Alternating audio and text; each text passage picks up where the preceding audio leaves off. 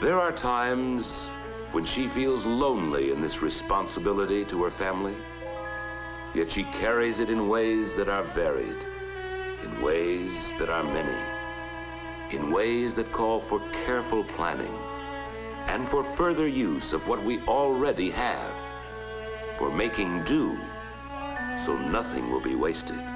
The most rebellious thing you can do right now is take personal responsibility, commit to a person, raise a family with that person, invest yourself fully in them being the best they can possibly be. Like, wholesomeness is the most countercultural, rebellious thing you could do right now.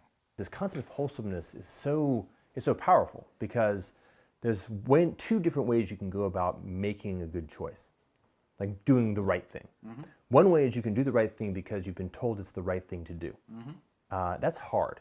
It sucks. It's fragile. You're almost like struggling against it. You know, it's like you eat your broccoli. Yeah. And what's going to end up happening is eventually you're going to grow up and you're not going to eat your broccoli because the authority figure's not there telling you what to do. And you do the fucking opposite as much as you can. Right?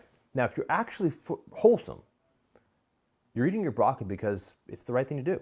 Mm-hmm. And it's easy. It's just a natural thing. And so this builds up from the bottom. It's basically just building it on a solid foundation. I always vacuum at least 3 or 4 times a day just to get that nice feeling. And you build it on the base and say, okay, I'm going to take responsibility. And then I'm going to enter into a relationship with another human being where I'm going to take responsibility for the relationship. And with a human being who's taking responsibility for herself. And then we're going to have a child together, responsibly. And we're going to take responsibility for that child, and we're going to start stepping out and taking more responsibility for the place where we live. And where the child might perhaps go to school or interact with the community. And not with a sense of like powerlessness, and therefore with a sense of either like that lashing out edge of I'm powerless and the only way I can express my anger at powerlessness is to lash out, but with the sense of, okay, how do we do this? And how do we find other people with whom we collaborate and can coordinate, because we can find them anywhere, who are willing to enter into honest relationships with us to build these things. It's important, and part of the whole story of this new Golden Dawn is that, like, the biggest thing in cinema is the Marvel Cinematic Universe and these gods reborn as archetypes rendered by our splendid technology in such a fashion that, like, we could never have really, like, imagined. Marvel have just bought back Fox, and everyone's like, ooh, we're getting the X-Men back. Also means they're getting back the Fantastic Four. What happens when the Fantastic Four comes back into the Marvel Cinematic Universe? It's incredible, right? It's that with like the X-Men, they have that whole story of what's called the punk rebellion, of the marginalized and the atomized, and what that feels like. And with the Fantastic Four, it's a completely different feeling. It's a different era, right? It's that notion of wholesomeness. It's the family. Oh, it's incredible. Yeah, it's so funny. I remember that in the telling of the Fantastic Four stories that have shown up in Hollywood thus far, I felt sad. Yeah. And more sad than I would have thought I should have felt. Like, why do I feel sad about that? This revealed it. Yeah. Like, I actually remember as a kid sitting down or laying down and reading those comics, having a feeling of a connection to family, having a feeling of connection to a sense of human wholesomeness, to community. That it's funny, it feels more like Mr. Rogers. Ready, Johnny. Ready. Alley-oop. There, easy as pie. It's like they couldn't do Superman right. Superman hasn't been done right for a long time. That's right. Superman is far too wholesome.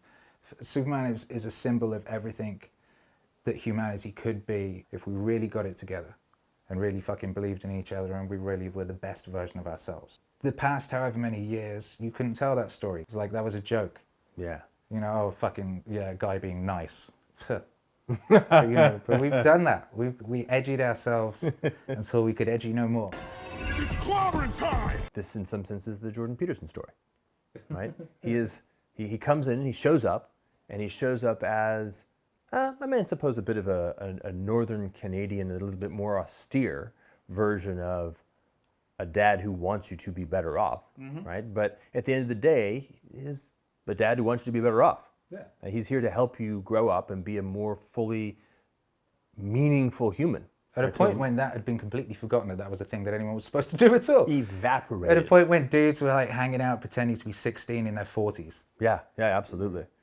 Oh, loneliness and cheeseburgers are a dangerous mix. And kids who were when they were 16 had no idea what it meant to actually interact with a man at all. Yeah. Never fucking met one. Never met one.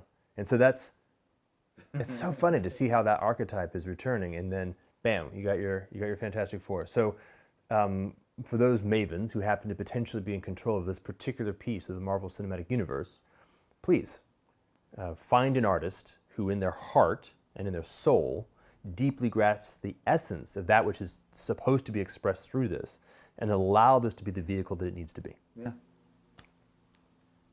And then the world will be saved.